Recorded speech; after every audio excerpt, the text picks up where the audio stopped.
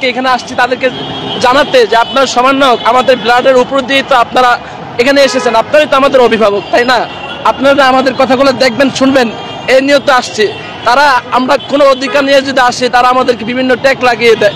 আজকে সেই ট্যাগ লাগিয়ে দিয়েছে আমার এক ভাইয়ের মাথা ফাইটটা চোখ গেছে, আমিও চোখে দেখি না। সামনে কথা বলতেছি, আপনাদের সামনে কথা বলার পরে পরবর্তী আমার সেফটিকে আমি এটাও জানি না কেন ওই জায়গায় কারা বসে আছে। ছাত্র নামে কিছু সন্ত্রাসী বৈষম্য বিরোধী আন্দোলনে তারা ঢুকেছে। আমরা এই প্রতিবাদের জন্য আসছিলাম যে আমাদেরকে যারা মারছে তাদের বিচারটা আপনারা করে দেন, বরঞ্চ তারাই আমাদেরকে মেরে দিল, তারা যাচাইও করলো না। এখানে ইয়ে হয়েছে, সমন্বয় বিন্দুর অনেকে ছিল, তারাই আমরা দেখেছি উস্কিয়ে দিয়েছে। কিন্তু আমরা কাদেরকে বলবো? আর তারা তো আমাদের ভাই, আমি চাচ্ছি না তাদেরকে দোষ দিতে, কিন্তু তারা এমনটা মানে এমনভাবে আমাদেরকে মেরেছে মনে হয় যে আমরা তাদের শত্রু। 24 রক্ত দিয়েছে স্বাধীনতার জন্য, ওই স্বাধীনতা কই? তো তোমরা আসছো এটা বলে তাদেরকে নিয়ে ভাই কি মাইর দিছে ভাই।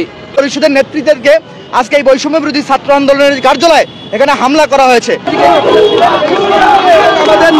আমাদের যারা জড়িত তারা ওখানে যায়, ওখানে যাওয়ার পরে ওখানকার সন্ত্রাসীরা আমাদের ভাইদের অ্যাটাক করে।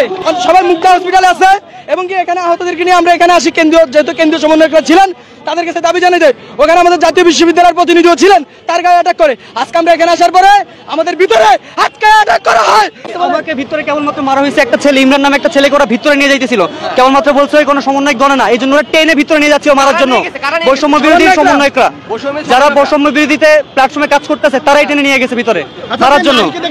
হ্যাঁ হ্যাঁ, ওনাকে ওরা নির্যাতন করছে, ওনার গায়েও হাত তোলা হয়েছে, আমাদের আলাদা একটা রুমে রাখা হয়েছে এবং তাদেরকে আলাদা একটা রুমে রাখা হয়েছে।